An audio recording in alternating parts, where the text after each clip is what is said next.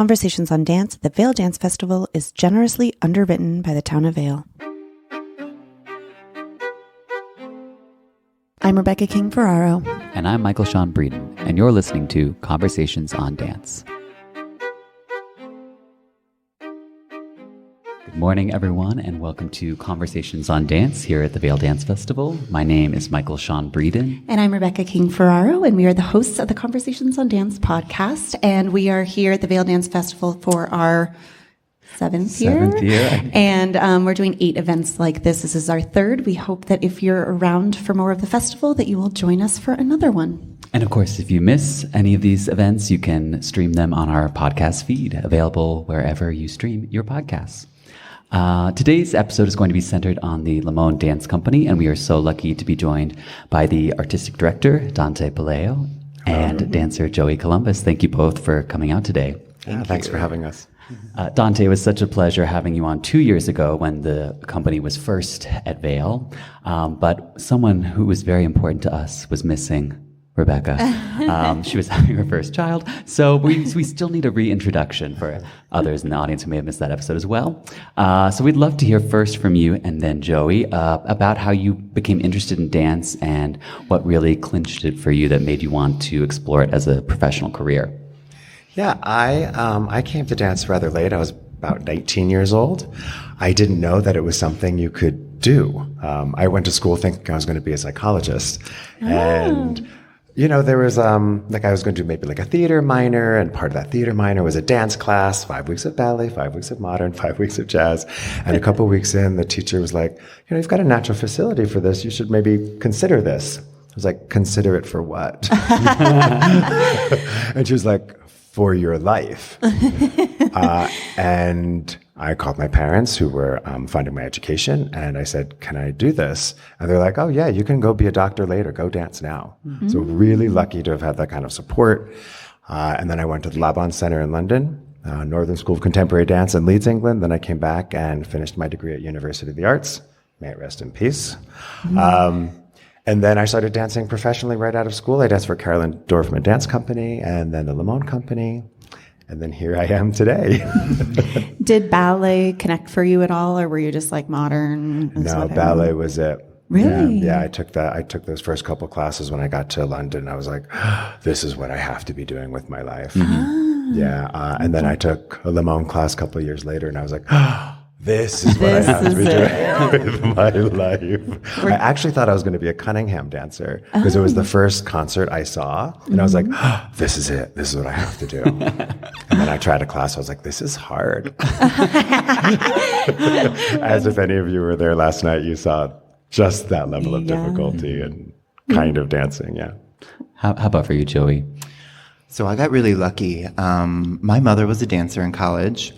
Unfortunately, she wasn't able to make a career out of it. But when I was a kid, my mom was one of those moms who was like, you're going to do soccer, you're going to do baseball, you're going to dance, and you're going to do everything that you can do, so I don't have to take care of you. And you can figure out what you want to do. So she put me into dance when I was very young. And I first fell in love with tap dance. I tapped from the age of 4 all the way up until I graduated from high school. I started doing ballet when I was about 9 years old, and that was only because my mom was like, if you want to do this, you have to do ballet. And when I first took ballet, I was very confused by how rigid it was. And I'd be at the bar and I'd be doing body rolls instead of doing my plies. My teacher was like, no. But I eventually found my way. So once I graduated from high school, I went and got my degree. I got a BFA from the Ailey Fordham BFA program in New York City. And after that, I used those connections I made, and I started dancing for Ryu Dance New York, which was a Graham-based company. Danced for them for a couple years, and started to dance at the Metropolitan Opera. And then I had this moment where I was like, okay, I want to be in a dance company. And I had to make 2 lists. I was like, what am I good at? And what was I trained to do? And what do I want to do? And wherever those lists matched up, I was like, this is what I'm going to go for. And I was like, okay, I went to the Ailey School. I got really good modern dance training. I loved it. I thought that it was a natural feeling and sensation in my body. So I was like, I'm going to be in the Graham company. I just spent these couple years in the, in a Graham-based company, and the year that I was auditioning, they didn't have an audition, but the Limón Company did. I had taken one semester of Limón when I was in college and did not enjoy it. But I was like, you know what? I'm going to go to this audition. I'm going to give it a shot. And I was offered a job. And I said, I'm going to take this. It is modern dance. It's a big name. And that was in September of 2019. So I spent, 6-7 months in the company before the pandemic hit. And during the pandemic, we had the wonderful opportunity to really dive into the technique. And I ended up falling in love with it. And I was like, wow, this feels so much better in my body than anything I've ever experienced before. So my love for it came from just like saying yes to this opportunity. And now I've been in the company for 5 years, and I have grown to really understand the technique, and I have so much faith in its ability to connect me to humanity. And it's really beautiful to see how this technique has grown in my body, and I can't wait for how it continues to develop. Can we talk more about this? Because I'm immediately relating to this. I was Vaganova trained, and when I went to a balance machine school, first it was very jarring to me, and then I found my way. And I'm so curious to hear what your journey was like. Why maybe initially Limón didn't feel natural for your body? Was it because the Graham technique had such a hold on you? And then what sort of aha moments did you have along the way that made you start to feel like the Limón way of moving was even better for your body? So when I first was introduced to Limón, it was my senior year of college, and the class was at 8:30 a.m. twice a week. And up until that point, I had only had a Horton technique and a Graham technique in terms of my modern dance education. And both of those techniques, especially Horton, is very shape-oriented. We're trying to figure out how to make shapes with our body in space. And the Graham technique is, I would say, more of like a bound flow. Like I'm using energy, especially coming from my core, to find explosiveness and also find like shifting through space. And so both of those techniques I felt were very like contained in my body. And that was what I was used to. So then when I was doing Limón at 8:30 a.m., I was like, this does not make sense to me. When I joined the company, I had very similar feelings. I was like, I don't feel like a good dancer. I feel like I don't know what I'm doing. I don't really understand. Because Limón is a sensation-based technique, which means that as opposed to feeling I'm making a shape with my body, I'm like, what is the sensation? And then how can that create the form? And that did not make sense to me. And I think during the pandemic, I remember we had a couple weeks with Risa Steinberg, who is an incredible educator. And she was giving us a teacher training workshop about Limón. And that was the first time I really understood like how to feel these sensations in my body, and also how to talk about them, and also how to teach them. And that was a really big turning point for me in terms of my understanding and then my excitement to like experience these feelings. Because Dante will say to us all the time, whenever we perform, it's just an continued investigation of how to feel weight in my body, gravity, swing, all of these concepts that we work with. And so that teacher training workshop was the first time I felt those things. And that was a big turning point for me. Yeah. Dante, I don't want to put you on the spot. You don't have to talk about Joey specifically, but I wonder what you're looking for. Earmuffs, Joey. Earmuffs. I'm wondering what you're looking for when you're auditioning dancers. So Joey's coming in and not maybe as well versed in the Limón technique as you might expect an artistic director to be looking for. How are you navigating that? So the Limón technique itself, as you're hearing Joey talk about, is this sensation-based. So we're looking at the idea of how the body moves through space by releasing a joint and letting the release and the momentum carry you into that form. So if the natural tendency is for you not to know how to access the release and then you carry the arm to the form, that is a really big hurdle to overcome naturally. So that takes a lot of time and investigation. So while we're holding these auditions, we do these exercises that really highlight that ability to be able to release and then find. So if I find that in a dancer and they don't necessarily have a lot of Limón training, but they have a good understanding of how to move through space by, it's a specific level of vulnerability I think you have to be able to release and trust that your body will find whatever the shape or form is that you're looking for. Mm-hmm. So the risk factor, if you are willing to be in a space and hear what the person in the front of the room has to say and take the risk to try and do it, that immediately excites me. Mm. And then I want people who I can look at and find exciting to move through space. So again, it's not about being great at the Limón technique. It's about being something that's really exciting to watch. We do the Limón repertoire, but we also do works by other artists. So we're constantly commissioning choreographers to create new works. So I want the artists that are creating dance today to walk into the space and be excited by the 13 people that are in the room. Mm-hmm. And that means they are each going to bring something unique and specific and individual and of themselves. So if I see that they're able to give that part of themselves over to the dance and over to the work, then yeah, you'll make that first cut. You might not have an answer for this yet, but I'm curious that you had this opportunity to dig into the technique in the pandemic that you wouldn't have maybe had otherwise. Mm-hmm. I would expect that the other ways you dig into it is in class and rehearsals only, and so there's not as much opportunity to really focus. Is there a thought that maybe incorporating some of these things that happened during the pandemic might be something you're looking at in the future? So I came into this position in March of 2020. And if we remember, that was a really special time.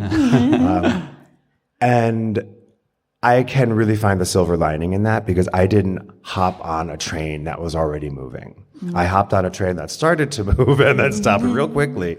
So we had a lot of time to really just take stock in who we were, what we were doing, and why we were doing it, and how those three things related back to who Jose Limón was, why he made the works he made, and how we can do them in honor of what he wanted. Mm-hmm. So that pause allowed us for these moments. And yeah, I feel like because that was sort of the foundation of my relationship with the company, we are often trying to find those moments of, I call them professional development because that's the term, but it really is how often in a season or during the course of a year can we take 2 weeks or can we find some time to really just talk about one aspect of the work. A couple of years ago, we stopped and we took some time talking about ambassadorship and leadership and mentorship. This year, we're working on how our acting and the theatrical way in which we can enter works can inform the intention of what it is that we're doing. So we're constantly trying to find which way we can get deeper into the work and then deeper into the artists so they have more pathways to not only investigate the artistry themselves, but then how they are going to talk about the work to their students. I wanted to circle back to your comment about the company performing works that are not strictly Limón and how you discern what works will be appropriate for the company. Are you looking for choreographers that are, at least somewhat adjacent to the Limón style, or maybe they have experience performing those works are clearly influenced by him, or do you like to just set out and find something that's truly just completely different? Like this, I cover my eyes and I just I love this question. Thank you so much for asking. First, what I do is I talk to the company. Each season I'll be like, hey, who are you interested in? Who have you seen? Who excites you? Who do you think would work well with what it is that we're doing? So I get a nice, healthy list from there. Additionally, I am looking at the Limón repertoire. What pieces am I interested in bringing back? So for my first season, I was really interested in diving into who Jose was and pulling from his early works. And I was like, okay, in his early works, he was really exploring his Mexican identity, his Native American identity. He was really trying to pull from himself to find who he was and what he wanted to say as an artist.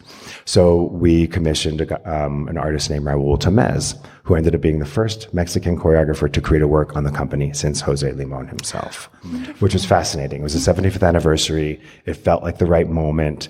So that was a really big part of how I started the commissioning process. The next couple of seasons, I was looking at the women who helped shape his work. So that's Doris Humphrey, Isadora Duncan, and his wife, Pauline Lawrence. So I pulled those pieces from the rep, reconstructed those, and then commissioned female choreographers that I felt were making a real impact. So we were looking at Hilla Ben-Ari, Kayla Farish, who's coming back in a couple of weeks to finish her work, which will premiere in November at the Joyce, and then Azure Barton, whose new work will premiere in May at the 92nd Street Y. Wonderful. Joey, for you as a dancer, how can just for our audience who maybe we're not dancers, what is it like to be in the studio recreating a work versus working with a choreographer to create something new? They are extremely different experiences, which is a big reason why I love being in this company. When you're reconstructing a work, there is this element, we talk about legacy a lot, and the Limón Company is what we call a legacy company. Jose built a legacy because of the way that he was able to choreograph and come up with, you could say, a Limón technique, a different way of moving the body that was really expressed through his choreography. So when we are reconstructing a work, I think that there is a shared language that everybody in the company already understands. And so sometimes when we do these reconstructions, I'm like, do I know this piece already? Because it's like the language is so deep in the choreography, and because of my experience in the company, it's deep in my body. So when you're reconstructing a work, there is this familiarity with the language that we use. And so it's nice because it makes the reconstruction process really rich. And then there's also this element of, like, I'm doing a role that somebody else has already done. So it's twofold in a sense of I need to make sure that I'm bringing my most authentic self to the role because I'm a very different person than whoever did it the last time. But then there's also a sense of like honoring the intention that Jose set out for that particular role. We use that word a lot when we do reconstructions, like what was the intention behind the original choreography? If we can maintain that, that is the most important part of a reconstruction process, because that is how the audience is going to be able to see whatever it is we want them to see. And then obviously as time goes on, our audiences get different. People who are watching our shows now, not the same people who are watching the shows in the 70s, which is when some of these pieces were choreographed. So then as the performers, it's our job to be able to represent the audience on stage. So it's important to us that everybody in the audience can see themselves in us. So that has to change with the times. And so I think that's very interesting to play with those two ideas. How can I bring myself to it while honoring the intention? And then when we have a new choreographer come in, that is like a really important moment to then really bring ourselves into the work. I think that the Limón Company is special. We have a very, very great work environment, and our company really excels in a creative space because of our community. And so some of the works that we've created, there's this sense of, like, again, a shared language that might not be because of the Limón technique, but it's because of the relationships that we have within the company that then inform these new commissions. And, you know, when you have a new commission, no one has done this role before. So then to really, you have a lot of freedom and space to bring yourself to it and say, like, I am creating this role in tandem with the choreographer. And so I think that that's just like another way for me to explore my own artistry. Because I think when we think about artistry, a lot of people think about creating. And as a performer, I don't necessarily create choreography all the time. What I create is a performance. I can use my artistry on stage. Every performance is going to be different. And that's my time to, like, explore my artistry through performance. And the Limón technique itself, sorry, I'm just going to hop in real quick. The Limón technique itself, because of the way we approach that, it's not a codified experience. It's like, oh, you do these steps for this result. It's, we're experiencing this physical sensation. We're moving our pelvis and our bodies through space in this way, so that when we're working with a new choreographer, they're able to take those ideas and those principles of movement into the ethos or the perspective of this other choreographer, and then it ends up giving that much more richness to what this other choreographer is interested in investigating in. Right. It's making me think, for us as dancers at Miami City Ballet, dancing a lot of balancing works, like when we would do like a reconstruction and doing a balancing work, and we would say, is it this way or this way? And we'd be like, well, this way feels right. Like, because it's like what you were saying, it's very in your body, like it's almost like the choreographer a little bit through that experience. Totally. Yeah. You gave us a really fascinating breakdown of hallmark of the Limón technique, but I'd love to hear some of the trademarks that we might expect from Limón choreographically, maybe the way he responds to music or the way he deploys large groups. Could we get into some of that? Well, that's a big one. I'll tell a quick anecdote. So there's a piece called Choreographic Offering. We showed an excerpt of that Friday night at the opening. We did that piece at Fall for Dance at City Center this past year. And our board members had seats in the mezzanine, and they had never seen the piece from that vantage point. So afterwards, they were so overwhelmed with how much they got from the dance just by being able to see how Jose moved space and moved bodies through space, by seeing dancers in a line, then all of a sudden they're in this diagonal, then they're in a circle. And it's like, how did that happen? Like, how was he able to just see that and then make it happen so seamlessly? And when you're watching from, eye level, like a normal proscenium stage, you're not going to get as much of that experience. So that level of attention to detail and that richness from just stagecraft alone, I feel is one of the things that just excites me the most to see. And when I see other choreographers, I'm like, oh my gosh, you know how to use space. And like, ooh, it's so interesting. What stands out for you? I mean, I was definitely going to talk about like the spatial patterns. They are crazy because even when I'm inside of it and then I see it, I'm like, I didn't even know that was happening. Totally different. Yeah. I think the other thing that is a big hallmark in his work is the idea of community. We talk about that a lot. But as an immigrant in this country, he often felt like an outsider. So there's like multiple works of his there where there's a sense of community, and then there's also sometimes a sense of like a figure that is on the outside of that community. And how does that person grapple with the feelings of loneliness or the pressure of being alone? And that seems to be something that he was investigating in his work a lot. But another thing, like when I was talking about community, he had such a positive outlook on community in a way of, he always believed that the human spirit rose above everything. Time and time again, throughout our history, we've seen terrible things happen, and time again, the human spirit always comes out on top, and he wanted people to see that in his work. It's beautiful.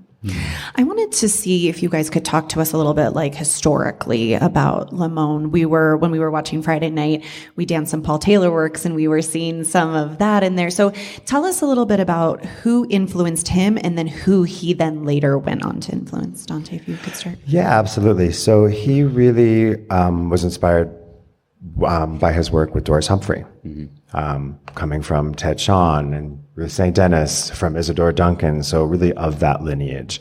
And then from there are so many choreographers that, Limón based is a reference that so many choreographers of today use. From Carolyn Dorfman to Doug Verone to Lar Lubavitch, these artists have continually claimed their inspiration from Jose's work himself. Yeah. Yeah. I think for me, what I see a lot is that a lot of people do Limón without knowing they're doing Limón. I have worked with some emerging choreographers as a rehearsal assistant, and sometimes the language that they can't quite find is language that I use in my Limón classes, which is so interesting. And I think that, there's a big emphasis on humanity in our work. And so what we do, my belief is that it is very natural for a lot of dancers.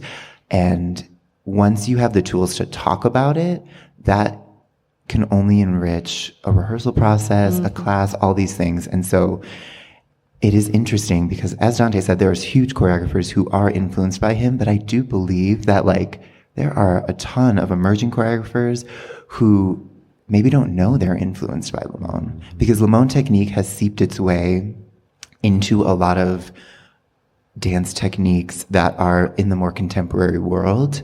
I genuinely believe that the Limón technique is an amazing tool for types of dance that we are seeing emerge in like the 21st century. Using the tools we have can only help give a little bit more richness to these contemporary forms that we're seeing emerge now. And so his influence is extremely vast. Yeah, like release technique and counter technique. And we were working with Aja, it was the same thing. She was like, I didn't realize that I am of this. Yeah. She's like, everyone should be doing Limón. Anyone I'm going to work with should be doing Limón because this is what feeds me and this is how I work. Right. Dante, I'm wondering if you always had interests in sort of artistic leadership positions, or if this just fell in your lap. I mean, maybe it was March 2020, you felt like you needed a challenge. No, she was a surprise. Leadership was very foreign to me. It was something outside of anything I was comfortable with or knew that I was planning towards. I tell a lot of my students, and I even tell my company, dream bigger, dream more. I didn't do that as a young person. I was like just thrilled to get into a dance company, and I was like thrilled to be a soloist, and it just all came as a surprise. So when this opportunity presented itself, I had a conversation with my loved ones, and I was like, this is something I'm interested in. Like, what do you think? They're like, yeah, you have to go after this. Like, this is made for you. And I was like, it just was very surprising for me. So stepping into the role, I had a lot to overcome. Therapy was helpful. A leadership coach was really helpful. I acquired myself a recovering people pleaser, and that's not really a great. I think everyone here might know something about that. And I had to really overcome, and I'm actively overcoming those on a daily basis so I can be as effective for the company as possible, because I want to hand this over to them so they can be a better leader than I am. So if I'm able to be transparent about my struggles and transparent about how I try to make decisions that feed everyone, feed the organization, feed the legacy, feed the field as richly as possible, I need to have all of my cards out on the table. And I feel like I'm really quite open with that in terms of how we talk about leadership and how we talk about guiding the future of the form. So as long as I can keep doing that part feels authentic and natural to me. I don't know if it's going to be the best way, but we'll find out. So far, so good. I'm thinking like every time we ask this question, it's one or the other. It's never someone who's like, I maybe thought about it. It's either like, I never ever wanted to do this, no desire, or like, I've been planning rep since I was 10, and I imagine taking over this company, and there's a gulf in between these two positions, and it's funny to think about. Yeah. I wonder, maybe 2020 excluded, what has been some of the biggest challenges that you have, or maybe we can't exclude 2020, I don't know, that you've come up? Besides myself, besides overcoming some of those things. It was really important for me to develop the kind of relationship with the company that I felt would be strongest. And that meant kind of creating like this startup energy within the company. I wanted to enter that space as part of the group in a way like I'm here and we're going to build something together versus, hi, I am your director. This is what you'll be doing today. I will be back at 3:00 to make sure that it was accomplished. And I think finding how that works well has been a really big challenge and then a really big reward to be able to have built the relationship that I have with the company so that we can enter these spaces together, look at a problem and creatively address it together. And then they give me thoughts and ideas and I walk away and then I can make the decisions based on everything I know. Versus, okay, no, this is what we're going to do, and this is how it's done, and no questions asked. Can I just say, I don't think I've ever heard any director say that they ask the dancers what they want to dance. Yep. It would seem a fairly logical question. But how many directors have we talked to? I've never heard that, Never. right? No. So we applaud. We applaud. No choice. Well, I but want them to stand. be happy. Right. If they're happy doing what they're doing, then they're going to be great on stage, as you will see tonight. Yes. Great transition. Let's talk about tonight. Joey, let's start with you because as we were talking before we started, you have a unique path to this piece tonight. So tell us what you will be dancing and how we ultimately got on stage tonight? Sure. So tonight in the Myths and Legends program, I'll be dancing a piece called Orfeo, which is the story of Orpheus and Eurydice. So, this is a very well-known story in the world of Greek mythology. It's one of the most told stories. And I first learned this work back in 2019, my first year in the company. This was supposed to be on a program we were going to present at a Joy season in the spring of 2020. That Joy season did not happen, but I had learned the piece, got to rehearse the piece, so it was really in my body. After the pandemic, we kind of, as Dante came into the fold, we restarted, and that piece kind of got put on the back burner. And then when Dante started looking at the women that were in Jose's life, this piece really came back to the forefront of what we wanted to do. So his wife, Pauline, died in 1971, and he choreographed this piece in 72. And I think it was a way for him to cope with the loss of this person that he couldn't imagine living without. So it seemed like an important time in Dante's vision for us to do this piece again. So when we reconstructed it, I unfortunately got COVID. So that was in 2022, I think, is when we reconstructed it, or 23. And I was not there for the reconstruction process, but I had learned the work already in 2019. So after that reconstruction process, and I came back to the studio, I got to just run the piece basically from memory. Like, we didn't get to rehearse it. They were like, okay, let's see you do the piece. And you were like, okay, I'll do it. And this is what I thrive on. Like, I kind of love the challenge of being like, can I remember this from 3 years ago? I was going to ask you, because I feel like dancers are there's two options. There's that gives me intense anxiety, dreams, nightmares. We talk about that. Or like, I love this, and I love it. I love it. Yes, I do. I just like it. For me, it's like a personal challenge. Like, can I remember this choreography from 3 years ago? Can I do it? And also, like, as I spoke about earlier, like when I first joined the company, the technique wasn't in my body. Now 3 years later, I'm doing it, and I'm like, oh, this is how it's supposed to feel. Like, cool. This is the intention behind it. Yeah, that's a really special feeling as a dancer, I think. So we had reconstructed this piece, and then I got the pleasure of performing it last May in Greenwood Cemetery in Brooklyn, which was a really unique opportunity to do this piece about death and loss in a graveyard, essentially. We had built a stage, like, in the parking lot, the gorgeous, gorgeous cemetery. And so we did it, like, right as the sun was setting, and it was like such an amazing experience. So that was last May, so May of 23. That is the last time I've performed this work. And as we were preparing to come to Vail, we had 3 casts of this piece, and my cast was not scheduled to perform it today. And as we came to Vail, one of the company members had an injury last minute, and she was supposed to do the lead role with her partner. And because she couldn't be here, I was given the opportunity to perform it tonight. So this was a work that I have not rehearsed in about a year. So Friday was the first day that I rehearsed this piece. And how long is it, and do you leave the stage? It's a 20-minute work, and I do not leave the stage. And we are at 8,000 feet elevation.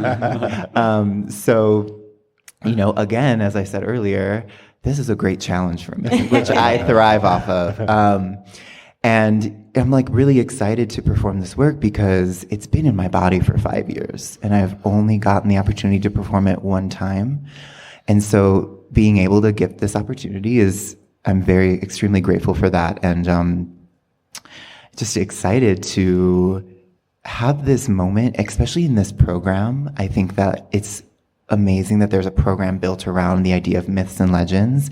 And so to be able to do it in the context of this seems really special. Like when we do this on a normal Limón bill, it's kind of like you get a Greek mythology moment in between all this other stuff, and that's amazing. But to have it in a program that's designed for that seems special in its own way. Dante, we were talking with you before we started the podcast about how you cast this work. And I think it ties in really nicely to what Joey was saying, is that how we relate to our 21st century audience. So maybe you could tell us a little bit about that process. Yeah. So you heard Joey talk a little bit about intention earlier, and that's really the driving force behind the choreography. So when I cast works, I'm interested in seeing who lives inside of that intention and can tell that story in a way that it feels most relevant and will resonate with a contemporary audience. So this means being open to the idea of going beyond traditional casting. It's pretty unheard of in most dance companies, especially with companies where the founder is alive or has, just recently passed. There's a lot of constraints around what is and can be done. Jose died in 1972, so I have 52 years between when he passed and this moment. So there's a lot of space for me and how this company operates. So when we were looking at Orfeo and we were watching the dancers learn, I was like, oh, well, that person's really great in that role. And that person's really coming to life in this role. And it was way beyond the traditional gender norms that we would have cast had it been 15, 20 years ago. And I really wanted to honor that, because anytime Jose would recreate a ballet or restage one of his works, he would change it to make it make sense for the artists in front of him. So because he had that kind of agency with his work and the way he did it, I feel that I can tap into that ethos and that way of working. So we're like, okay, those two women look really beautiful together as Orfeo and Eurydice. I'm casting those two women. That dancer and a male, female, they look beautiful together. They're doing a beautiful job. I'll cast the two of them. And Joey and MJ, who you'll see perform tonight, a non-binary dancer, they look beautiful together. And I was like, it's never been done, but it tells the story. And I think we need to be looking at stories from different perspectives to see how we are really engaging in this emotion, and can it only exist between these two people, or are lots of different people experiencing this in lots of different ways? And I want people to see that and experience that, and we'll get to do that tonight. I may be getting this wrong, but did you say this was choreographed in 72 and that's the same year he died? Was this one of his last works? It was one of the last. There were two more that he made that year. But after he finished choreographing this work, he never watched it. He said it was too painful. So he never watched it after finished choreographing it. Yeah. Dante, I wanted to take a trip down memory lane to 2022 when you first came, and just hear about what that experience was like and why it made you eager to return to the festival this year. I have been thrilled to see the trajectory of the dance company in the past 4 years. We've really taken a turn. Big shifts of energy, lots of new attention, just really getting the spotlight in a way that Limón maybe wasn't getting the spotlight earlier. So to be a part of it start to rise and get more attention and get more of these really big platforms to be part of has been so thrilling and so rewarding. And then to see the artists who are inside of the company do this work and then keep growing and bringing it up to a level that I don't think I've ever experienced in my lifetime with this work. So to have been invited in the first place was beyond thrilling. You like hang up the phone and you run around the house screaming, "Oh my God, this is happening!" And then when Damien called me back again, I was like, "Oh, really? Again? Yay! Absolutely, we'll be there." And it just states that like the work that's being done here is of the caliber that it should be being done, and people were excited by it and they wanted more of it, and so we're happy to be here and give you more of it. Well, and I like that it's part of the history that we're talking about, and we are going to be able to see all those lines of history tonight on the program. You touched on something just now. You feel like the Limón legacy is strengthening, and I'm wondering if you could give us a little bit of context for that. With artists that pass, there are always ebbs and flows. The Graham Company almost went bankrupt, and then people were very panicked about Balanchine in the 90s. And so maybe you could give us a little bit of lead up to how the Limón legacy has been upheld since his passing in 72 till now. Yeah, absolutely. So there was a woman named Carla Maxwell. She was the artistic director of Limón Dance Company for almost 40 years. She was Jose's muse. She was the natural person to take over in the 70s after he passed. And she did a beautiful job. I mean, she defined what was possible for modern dance in the field. She was the one who really started engaging in more outside commissionings, turning it into a repertory company. It'd always been a repertory company, but she invested in that part of it. And when critics were saying, well, what's the point of a company going on if the founder is dead? She answered that decade after decade after decade. And because of the care that she had for it, after so many decades, there becomes this relationship that is hard to look outside of what you've created, and there's time for it to grow and change and evolve. So it was a natural moment for her to step back and then have someone else lead the company. So I think because of those decades and where money was going and what audiences were seeing and the kinds of relationships the company had with the audience, those ebbs and flows happen naturally. I think now we're in another moment, post-pandemic, new leadership, young company. It's able to shine in a new way that it hasn't before. So that's a clear idea of how you will be moving the Limón legacy forward. And Joey, I wonder how, many, many years of dancing ahead of you, we hope, but how else might you be interested in carrying on that legacy as well in other ways? I mean, this legacy, I've come to realize that it's so important. And, I think that that's like what Carla was trying to get people to realize is like, even though Jose's gone, the legacy he made is too important to American art and the dance world at large for us to let that go. And now that I've been in the company, that's something that I have come to really understand. And so as, we move forward, I will say like Dante's leadership has really been a huge influence on the company having this big uptick. Yeah. And, so to see somebody who understands how to take a legacy and keep pushing it forward into the 21st century and into the future is inspiring for me and all my colleagues to then say, okay, let's take what Dante is doing and start to think about like what's next, right? And Dante encourages that from all of us. And I think that for me, a big part of it, as I've spoken, is how can we continue to make this work accessible to everybody? And that happens in a lot of ways. I think like recently we have started to develop Limón classes for those that are less able-bodied. So like seated dancers who can then experience what we do in their bodies. Talking about like gender blind casting. So it's just finding different ways that the audience of the 21st century and beyond can start to see themselves in our work so that, I think sometimes modern dance companies, we talk about this sense of like being a museum. Like you go to a museum and you see art that was made back in the day and you can admire it. And I think that for a dance company, there's some value in that sometimes, but that's not all we can be as a leader of dance and for lack of a better term, a cultural ambassador in dance. We have to keep also progressing this field forward. And so there has to be both of those things simultaneously happening. And also just like depending on where we are presenting work, I think changes the avenue we take to explore that. Sometimes it's appropriate for us to present a work that is older and that is a more traditional environment, and then it's simultaneously appropriate for us to push boundaries. And so as somebody who is invested in this foundation and this technique, I think that that's what I'm continuing to investigate and like thinking about in the future. How can we continue to push the boundaries while maintaining, again, the intention of what Jose had set out?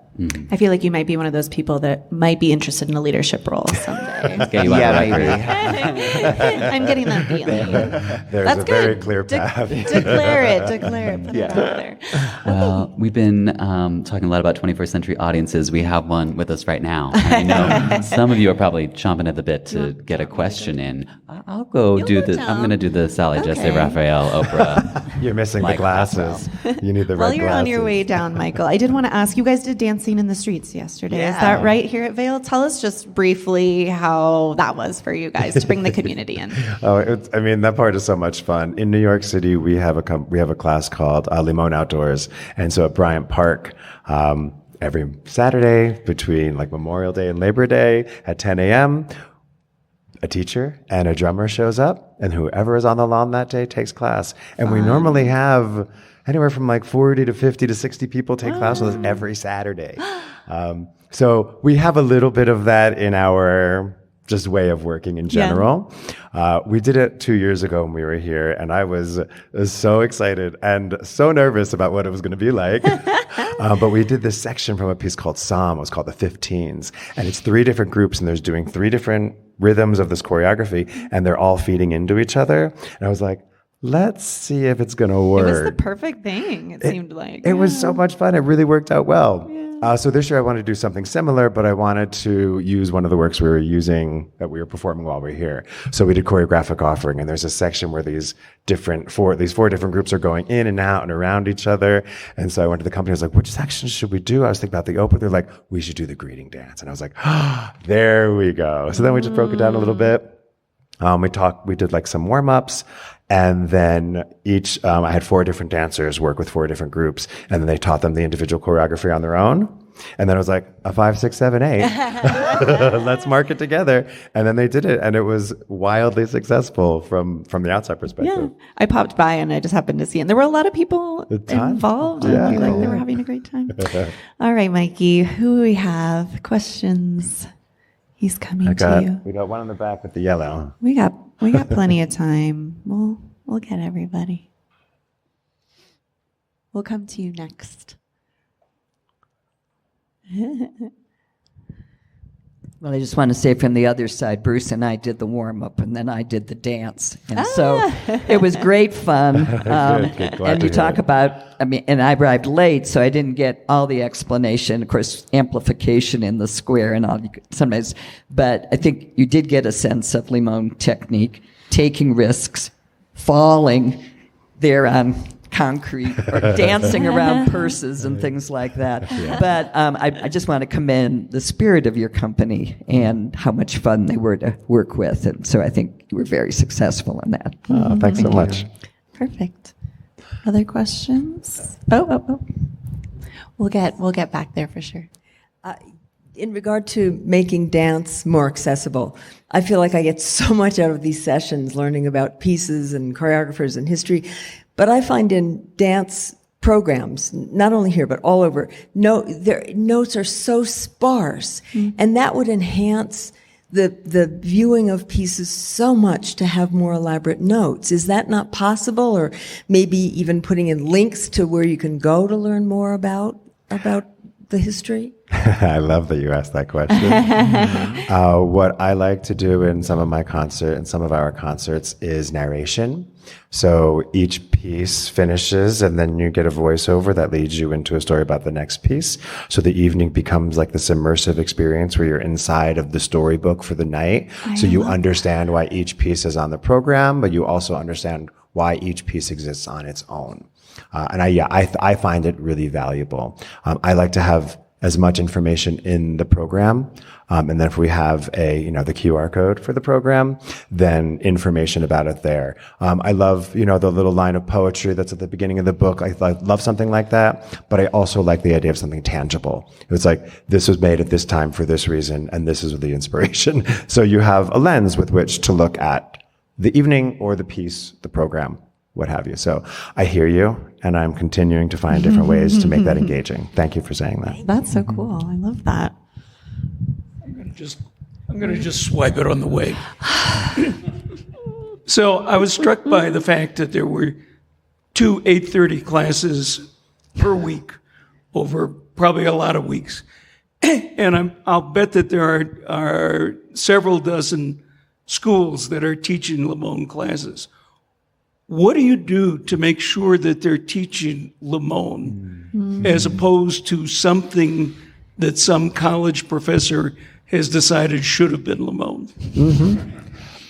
We have teacher workshops every year. So we have the opportunity for people to actually come to us and learn from us and work with us, which we highly advise. A lot of our former company members are out there in the world teaching at universities like Boston Conservatory and Juilliard. So we have some really great relationships with those teachers. If it's someone who's teaching something Limón based And if they post about it, like online, if they create some kind of social media, oh, I'm teaching a Limón class, we'll be the first to reach out and be like, it's actually probably Limón based since you didn't dance at the company and you haven't had our training per se. So we have different ways of engaging with how that comes across. I can't helicopter every community college and every school. I just hope that if they're working from the Limón tradition, they're talking about Limón tradition, they're using words like risk and breath and suspension and gravity. And if they aren't, then when they come to New York and they take a class with us, they go, oh. Maybe this is a dumb question, but is there a trust similar to like Balanchine trust? Not so much in the same way. Right. No, not so much in the same way. Okay. Mm-hmm. Yes. Yeah, hello. It's kind of playing off the last question. When you take on a brand new dancer, let's say a well-trained ballerina from School of American Ballet or someplace like that, what is it from the ballet training that you build upon for your technique? And more importantly, what is it that you've got to drive out of their body memory and mental memory so that, that you have to change? I'll first say I try not to drive anything out. I want everything that person is, and I want to bring that into the space. Ballet technique in a dancer is helpful for organization. We perform and we dance a lot. We are in that studio from 9 to 4 or 5 every day, 40 weeks a year. So if their knees aren't going over their toes and their spine isn't in alignment, they are not going to last long. So that level of physical organization, physical awareness comes from ballet technique. So we can build off of that in that way. And then if you have that level of understanding of where your bones are in space and where your body is moving through space, then layering on the idea of release and fall just becomes another part of their personal investigation. So every day, yes, they're working on their muscles and they're working on the physicality, but now the invitation is to work on texture and how they're using their body. More questions over here. And the weight of their head. Sometimes that gets lost. That's the hardest part. Yeah, just like release the head. Mm-hmm. Hey, Dante, thanks for doing this. So I've heard some of the voiceovers at the Joyce and other places, and I'm embarrassed. I can't remember whether that's something you added or whether that's something that the Limón Company has done for a long time. But in any case, where did the language for them come from? Like, is that something you invented? Are you taking some of Jose's words? Like, where's it from? Sure. I never felt strong as a writer. When I went to grad school, I was like, I don't know how to do this part. And then the invitation was to figure it out, and I had to write like an 100-page dissertation. So writing became a practice. And now I really enjoy writing. So I get to write about what I'm doing, why I'm doing it as I'm creating these programs. So I take some of those writings and then I will layer them with Jose's writings or layer them with reviews or critics over the years. There's so much that has been written. I will pull from company members who danced with Jose. I will pull some of those quotes. So I will try and curate something that feels really specific to the piece, that gives you just enough information without spoon feeding it, but feels story-like. So if I can combine those ingredients, that's how I create those scripts. Very cool. Yes. I'm going to go back to the question about the trust or lack of a trust, because I know that Miami City Ballet does the Moors Pavon. How do they license that from the Limón Company? And do you have a repetiteur that goes and sets the piece on other companies? Yeah. So big picture, the Jose Limón Dance Foundation is the umbrella for the Limón Dance Company and the Limón Institute. Inside of the Institute is the education, so we have year-round programming in terms of Limón Pro and Limón Launch, which are 2 12-week programs where you're learning repertory and you're learning class. You have class every day, so you get this opportunity to work with company dancers. We have new work set on them, so these young dancers who are part of our institute are networked and ingrained inside of the community, the larger dance community. Inside of the Institute, we also have licensing. So Lourdes Lopez of Miami City Ballet, she'll call us. She's like, I'm really interested in doing the Moors Pavon this year. Great. What is your time frame? When is it going to be performed? Okay. From our reconstructors, who would you be interested in working with? I recommend this person based on who your company is and the level it's at, I would like to send this person. So that becomes a conversation with them. And that happens all the time. We license our works, all year round, and it's a pretty good way to keep the work going and people interested in it, because then they get to perform and they're like, oh, maybe I'll go to the intensive, or maybe I'll take the teacher's workshop. So yeah, we have it happening all the time. Thank you for asking the question the way I meant to. That was helpful. That was what I wanted to know. Yeah. Thank you. That's great. Are there any other questions? Last one.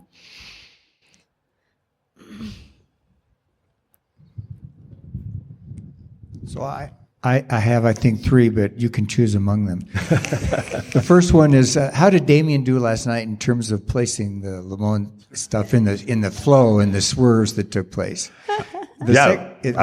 I'll give them all 3, and then you get to choose. Sounds good. Okay. So the second one has to do with conversations I've danced with some other artistic directors recently about, and what I took out of that was that the role of the board must be extremely important. And so if you have any words to say about how your board is doing, that would be interesting. The third one has to do with language and terminology. And you use some words which are, in the English language, and you know what they mean in terms of what the body does. But it would be really interesting to see that demonstrated physically just a tiny bit, and then maybe even compared to some of the ballet stuff. Yeah, and that's probably enough. All right.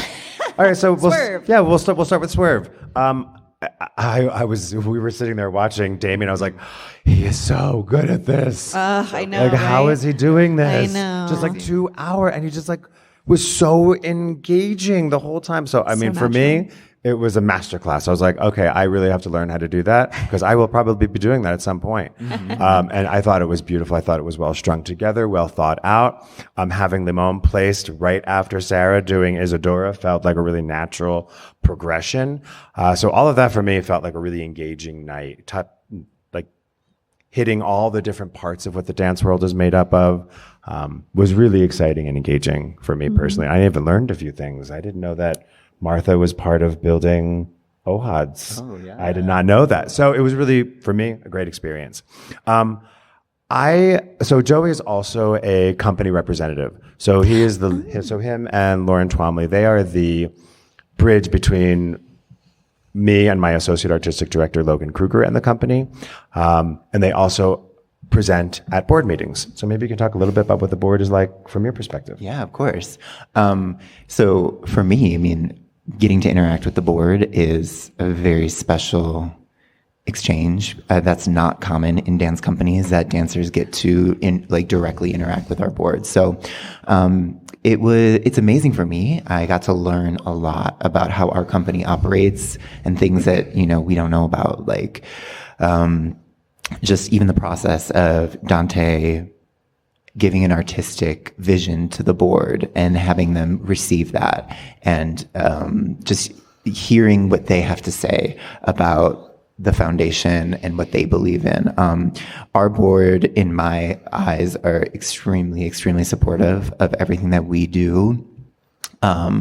They are always excited to watch us dance. They're always excited about the new things that we can do. And me and Lauren will give presentations to the board, and they're always very receptive to what we have to say.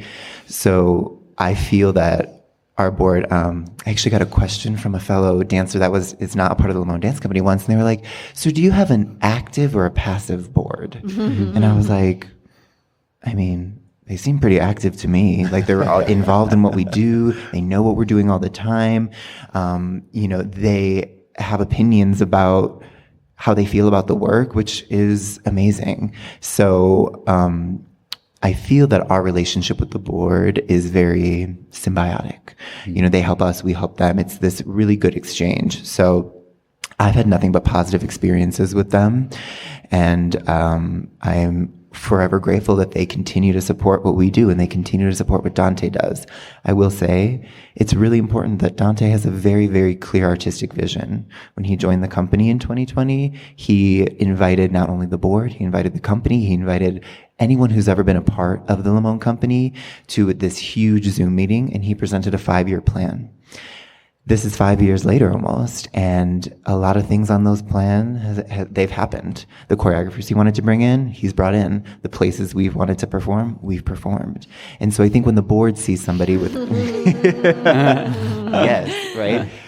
When the board sees somebody with a clear vision, and it makes sense. Dante was speaking about the choreographers that he brings in. I've never worked for somebody who has a very clear intention about why they bring in the people they bring in. Mm-hmm. He's not bringing somebody in because they're a hot ticket. He's bringing somebody in because it makes sense with the Limón legacy, with the Limón technique, and with who we are as dancers. And the board sees that. And so they respond well to those things. And yeah, I'll say again, I'm so grateful that they have that type of support for us. Wow. And maybe you can demonstrate a little of the technique now for our audience. I can, yes. Let's do that. I'm excited. I'm ready to absorb it or not. I don't know.